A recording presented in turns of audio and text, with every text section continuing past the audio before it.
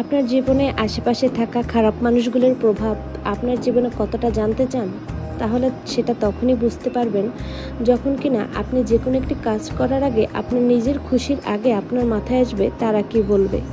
তবে ভেবে দেখেছেন কি, তারা ততদিনই আপনাকে ভালো বলবে যতদিন আপনি তাদের কথা মতো চলবেন। নিজের ইচ্ছে মতো কিছু করতে গেলেই কিন্তু তাদের চোখে খারাপ হয়ে দাঁড়াবেন। তবে আপনাকে মনে রাখতে হবে জীবনটা আপনার। যতদিন বাঁচবেন নিজের মতো করে বাঁচুন। আল্লাহর দেয়ার এই জীবনটা, সময়টা কিন্তু খুবই অল্প।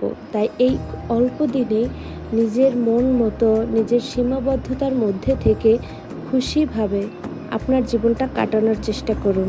আর একটা কথা ভেবে দেখবেন কি, যারা আপনাকে সবসময় খারাপ কথা বলে তারা নিজেরা কিন্তু ঠিকই ভালো থাকে নিজেদের মতো করে। শুধু আপনি, আমি, তারা কি ভাববে সেটা ভেবে আমাদের জীবনটাকে খারাপভাবে লিড করি। যাই হোক, কথাগুলো এমনিতেই বলছিলাম, যদি আমার এই কথাগুলো কারো উপকারে আসে। তো আজকে শেয়ার করব ছোট্ট একটি ব্লগ। তার আগে সবাইকে বলে নেই আসসালামু আলাইকুম এভরিওয়ান। এটা হচ্ছে ঈদের চতুর্থ দিন, যখন আমি আমার বান্ধবী সহ ঘুরতে গিয়েছিলাম আমাদের চাঁদপুরের একটি বিখ্যাত কুমারডুগি এলাকার চাঁদপুর ফারিসা রিসর্টে। এখানে আমি রেডি হওয়ার পর আমার মা আমাকে রাস্তাতে এগিয়ে দিচ্ছিল, যেটা আমার মা বরাবর করে থাকে। তো ভিডিওর মাঝখানে একটু বলে নিই, আপনারা যারা আমার চ্যানেলে নতুন তারা কিন্তু আমার ইউটিউব চ্যানেলটিকে সাবস্ক্রাইব করে দিবেন।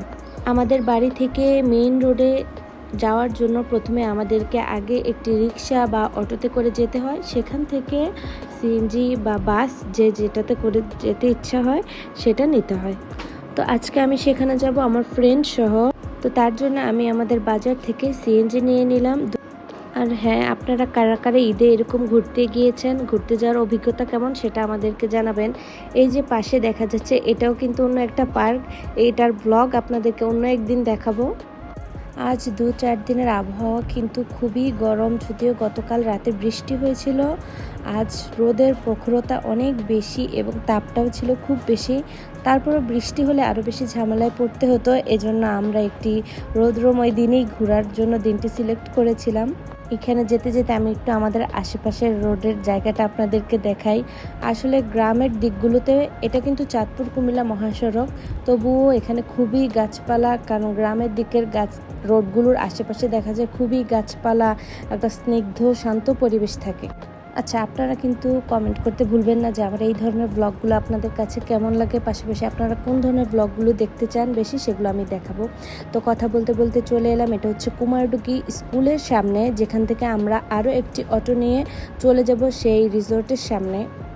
এখানে আপনাদের অটোতে করে পার্কের সামনে যেতে জনপ্রতি 20 টাকা করে পড়বে।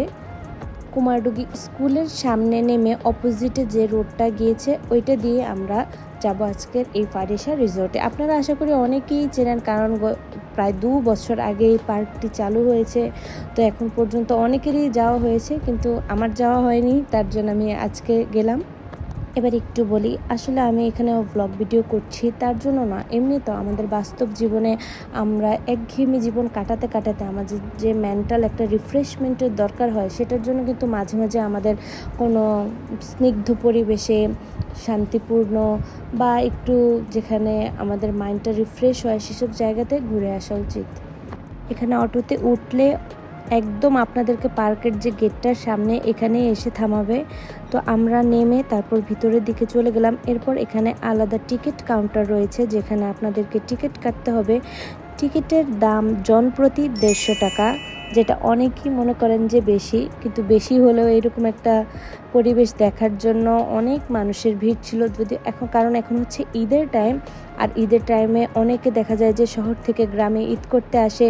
তো আসার পরে গ্রামের আশেপাশে যদি কোনো এরকম দর্শনীয় স্থান থাকে সেখানে ঘুরতে আসেন ফ্যামিলি সহ, ফ্রেন্ডসরা সহ, সেখানে সময় কাটান, উপভোগ করেন, ঘুরেন ফিরেন। দেখেন এখানে রোদের প্রখরতা এত বেশি ছিল যে রোদের জন্য আমরা ভালোভাবে স্ক্রিনের দিকে তাকাতেই পারছিলাম না। তো তারপরে একটু টুকটাক ভিডিও করে নিলাম।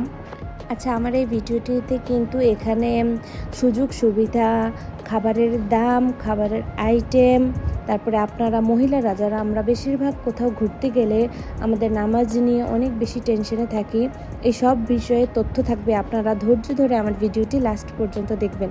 তো ঢুকতেই এখানে চোখে পড়লো যে লোকজন মাছগুলোকে খাবার দিচ্ছে। এখানে একটি মাছের খামারের মতো করা হয়েছে, বিশেষ করে বাচ্চারা জিনিসটাকে খুবই উপভোগ করছিল। এখানে পানিতে বোটে রাইড করার সিস্টেম রয়েছে, তবে এই পাশে না অন্য পাশে, সেটা আমি আমার ভিডিওর একটু শেষের দিকে দেখাবো। এখানে বাহিরে বসার জন্য খুব সুন্দর একটি জায়গা করে দেওয়া হয়েছে, যদি এখানে অনেকক্ষণ ধরে কেউই বসে থাকছিল না, সবাই টুকটাক ভিডিও বা ছবি তুলে তারা এখান থেকে উঠে যাচ্ছিল। বসার জন্য আলাদা ওই পাশে চেয়ার দেওয়া আছে, সেখানে বসে সবাই ঠান্ডা বাতাস খাচ্ছিল, আমরাও বসেছিলাম, সেটা একটু পরেই দেখাবো। এইখানে দেখুন গরমে অতিষ্ঠ হয়ে মানুষ এই পুকুরটির বা নালাটির পাশে বসেছিল, ঠান্ডা বাতাস খাচ্ছিল, কারণ এইখানে পরিবেশটা একটু ঠান্ডা ছিল। ও হ্যাঁ, আমি কিন্তু এইখানে প্রায় বিকেল 4:30-5টা নাগাদ গিয়েছিলাম। এরপর সেখানে আমি সন্ধ্যা পর্যন্ত ছিলাম। তো এখানে দিনের পরিবেশ আর সন্ধ্যার পরিবেশের মধ্যে কি পার্থক্য, সেটা কিন্তু আপনারা আমার এই ভিডিওটিতে দেখতে পাবেন। এই পাশে হচ্ছে রিসোর্টটির রেস্টুরেন্ট, যেখানে গিয়ে আপনারা খাবার অর্ডার করে খেতে পারবেন। পাশাপাশি পাশে ওই যে দেখা যাচ্ছে দূরে, সেখানেও কিন্তু খাবারের ব্যবস্থা আছে, সেখানে আলাদা করে টিকিট কেটে তারপরে খাবার খেতে হয়। এখানে ছবি তোলার জন্য খুব সুন্দর কয়েকটি বুথ দেওয়া হয়েছে, যেখানে সবাই ছবি তুলছিল। এইখানে পাশেই খুব সুন্দর একটি ওয়াটার শো হচ্ছিল। দিনের আলোর কারণে যদিও লাইটের আলোগুলো বোঝা যাচ্ছিল না, তবু পানিগুলো খুব সুন্দরভাবে একবার উপর নিচ হচ্ছিল, এটা সবাই উপভোগ করছিল, বিশেষ করে বাচ্চারা। আচ্ছা, আমাদের নেস্ট অফ নাজমিন নামে কিন্তু টিকটকে এবং ফেসবুকেও পেজ রয়েছে, আপনারা চাইলে সেখানেও আমাদেরকে ফলো করতে পারেন। সেখানে আমি আমার টুকটাক ডেইলি ব্লগ কিংবা কোথাও ঘুরতে গেলে সেই ব্লগগুলো শেয়ার করার চেষ্টা করব। অনেকেই বলে যে কন্টেন্ট ক্রিয়েশন শুরু করার পর কিছুদিন পর যখন মানুষ কন্টেন্ট পায় না, তখন বাবার বাড়ির শ্বশুর বাড়ির বদনাম, এর পিছিয়ে ওর বদনাম, এগুলো করতে থাকে। আসলে তেমন কিছু না, আমি যতদিন পারি আমি আমার ডেইলি ব্লগগুলো, আমার দৈনন্দিন কাজকর্মগুলো আপনাদের সাথে শেয়ার করার চেষ্টা করব। যখন পারবো না তখন প্রয়োজনে ভিডিও অফ করে দিব। তো এখানে হচ্ছে বেশ কিছু উট পাখি ছিল, প্রায় 4-5টার মতো উট পাখি রাখা ছিল, যেগুলো সবাই বাচ্চারা দেখছিল এবং সেগুলো ড্রাগন ফলের গাছ থেকে পাতাগুলো ছিঁড়ে ছিঁড়ে খাচ্ছিল। এখানে হচ্ছে বেশ কিছু ব্রিজ বা সেতুর মতো করা হয়েছে, যেখানে কালার করে দেওয়া হয়েছে, লোকজন ছবি তুলছিল। যেহেতু এই রিসোর্টটি গ্রামের একদম ভিতরের দিকে করা হয়েছিল, তো এখানকার পরিবেশটা একদমই প্রাকৃতিক, স্নিগ্ধ, ঠান্ডা একটা পরিবেশ। আপনারা যারা নিজেদের মাইন্ড ফ্রেশ করতে চান বা ফ্রেন্ড পরিবার নিয়ে ঘুরে আসতে চান, সেখানে কিন্তু গিয়ে ঘুরে আসতে পারেন। এখানে অনুরোধ করা হয়েছে গাছের ফুল ও পাতা ছিঁড়ে নিষেধ। আর আমি অনুরোধ করছি আপনারা সবাই আমার পেজটিকে ফলো করে দিবেন, আমার এই ইউটিউব চ্যানেলটিতে সাবস্ক্রাইব করে দিবেন, এমনকি আপনারা চাইলে আমাদেরকে টিকটকেও ফলো করতে পারেন। যদিও এবার একটা সত্যি কথা বলি, এই এরিয়াটা এত বেশি বিশাল জায়গা জুড়ে করা হয়েছিল যে হাঁটতে হাঁটতে আমার পা ব্যথা হয়ে গিয়েছিল। যেহেতু আমরা সেখানে বিকালের টাইমটাতে গিয়েছিলাম, তো সন্ধ্যা প্রায় ঘনিয়ে আসতে চলেছে। এরপর আমরা এখান থেকে নামাজ পড়ে বাকি এরিয়াটা ঘুরে দেখব। আচ্ছা, এখানে কিন্তু সব কয়টা গাছে যে ফল গাছগুলো ছিল, বিশেষ করে পেয়ারা গাছ, ড্রাগন ফল গাছ, কাঁঠাল গাছ, আম গাছ, আমড়া গাছ, সব গাছেই মোটামুটি মাশাআল্লাহ ভালো ফল ছিল। তাহলে আমাদের বাড়িতে যখন এসব গাছ লাগানো হয়, তখন যদি না ধরে, তাহলে কেন বলা হয় যে মানুষের নজর হয়েছে? তবে হ্যাঁ, নজর কিন্তু সত্যি, আমি নিজেও খুব বেশি নজরে বিশ্বাস করি। আপনারা সবাই আপনাদের জীবনে নজর জিনিসটা থেকে দূরে থাকার চেষ্টা করবেন। তো যাই হোক, এখানে হচ্ছে খাবার অর্ডার দেওয়া এবং খাবার ডেলিভারি করার জায়গাটা আলাদা ছিল। এক জায়গায় খাবার অর্ডার করতে হয় এবং অন্য জায়গায় খাবারটা ডেলিভারি করা হয়। তো এখানে আমরা অর্ডার করেছিলাম 3টা নাটস চকলেট ওয়াফেল, যেটা একটা 150 টাকা করে। তো আমরা 3টা অর্ডার করেছিলাম, যেহেতু আমরা 3 জন ছিলাম। 20 মিনিটের মতো অপেক্ষা করার পর আমাদের অর্ডারটা দিয়েছিল, সেটা হচ্ছে আমরা আমাদের ওয়াফেলগুলো পেয়ে গিয়েছিলাম। তারপর আমরা সেখান থেকে খাবারটা সংগ্রহ করে এখানে এসে বসে খাচ্ছিলাম। বিকালের একদম শেষের দিকে এই রাইডগুলো চালু হয়ে গিয়েছিল, এখানে কিন্তু বাচ্চারা এবং বড়রা সবাই চাইলে উঠতে পারবে। এখানে শুধু এই রাইডগুলোই নয়, পাশাপাশি রয়েছে বাইসাইকেল রাইড, তারপরে আছে এই পাশে আছে কার রাইড। আপনারা চাইলে আপনাদের বাজেট অনুযায়ী এই রাইডগুলো সিলেক্ট করতে পারবেন এবং যেটাতে ইচ্ছা সেটাতে চড়তে পারবেন। এক কথায় এই জায়গাটি বাচ্চাদের এবং বড়দের উভয়ের জন্য খুবই উপভোগ্য।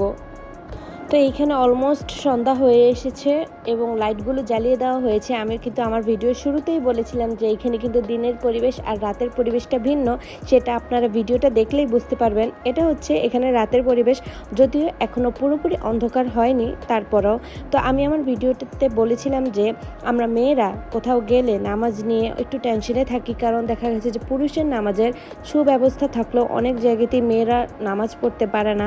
তো এইখানে কিন্তু মেয়েদের নামাজের জায়গা এবং অজুর জায়গা দুটোই করে দেওয়া হয়েছে, যেটা আমার খুবই ভালো লেগেছে। তো আমরা এখান থেকে অজু করে তারপরে নামাজের জায়গাতে গিয়ে মাগরিবের নামাজ পড়ে তারপরে আবার একটু জায়গাটা ঘুরে দেখব এবং আমরা কিছু খাবার অর্ডার করব, সেটাও খাবো, সেটা আপনাদের সাথে শেয়ার করছি। তো এখানে যে ঘরের মতো অংশটা দেখা যাচ্ছে, এটা আমি আমার ভিডিওর প্রথমেই যে দেখিয়েছিলাম। এটা হচ্ছে এখানে রেস্টুরেন্টটা, যেখানে গিয়ে আপনারা খাবার অর্ডার করে খেতে পারবেন। এই রিসোর্টটা যেমন অনেক বিশাল জায়গা নিয়ে করা হয়েছে, তারপরেও কিন্তু এখানের পরিবেশ খুবই পরিষ্কার এবং স্নিগ্ধ, যেটা খুবই ভালো লাগার মতো। আপনারা চাইলে কিন্তু সেখান থেকে ঘুরে আসতে পারেন। যদি আপনারা সেখানে ঘুরতে গেলে আমার কোনো লাভ নেই, তারপরেও আমি আপনাদের সাথে একটু শেয়ার করলাম। তো আমরা দেখতে পেলাম যে সন্ধ্যাও হয়ে গিয়েছে আর বৃষ্টিও ধরেছে আকাশে, তার জন্য আমরা এখন চলে যাব খাবার অর্ডার দেওয়ার জন্য। খাবার খাওয়ার এরিয়াটার অ্যাপিয়ারেন্সটাও খুব বেশি সুন্দর। যদি আমি দেখেছিলাম যে এইখানে আগে বারান্দায় গিয়ে ফুটেজ নেওয়া যেত, এখন এটা অফ করে দেওয়া হয়েছে, তার জন্য আমি এখানে বারান্দায় গিয়ে ফুটেজটা নিতে পারিনি। তো আমরা এখানে অর্ডার করেছিলাম চিকেন উইংস ফ্রাই, যেটার মধ্যে 6 পিস চিকেন উইংস ছিল। খাবারের টেস্ট মোটামুটি আলহামদুলিল্লাহ ভালোই ছিল। যেহেতু আমরা এর আগে ওয়াফেল খেয়েছি, তার জন্য আমরা এখানে বেশি খাবার অর্ডার করিনি। পাশাপাশি আকাশে খুব বেশি বৃষ্টি ধরেছিল, তার জন্য আমরা খুব বেশি তাড়াহুড়ায় ছিলাম। বাই দ্য ওয়ে, আমার কিন্তু ঠান্ডা লেগেছে, তার জন্য আমার ভয়েসটা এরকম শোনা যাচ্ছে। আপনারা সবাই প্লিজ ক্ষমা সুন্দর দৃষ্টিতে দেখবেন। তো খাবার খাওয়ার পর আমরা সেখানে খুব বেশি দেরি করিনি, কারণ খুব বেশি বৃষ্টি আকাশে ছিল। অবশ্য আমরা মাঝপথে থাকা অবস্থায় বৃষ্টিও শুরু হয়েছিল। এইখানে যে ফুড কোর্টটা দেখা যাচ্ছে, এখানে হচ্ছে বারবিকিউ আইটেমগুলো ছিল, ফিশ বারবিকিউ ছিল। যদি আমরা সেখানে যাইনি, তাই সেখানে ডিটেলসটা আমি বলতে পারবো না। তো আজকের ভিডিওটা এই পর্যন্তই। আমার ভিডিওটি আপনাদের কাছে কেমন লেগেছে কমেন্টে জানাতে ভুলবেন না। আসসালামু আলাইকুম।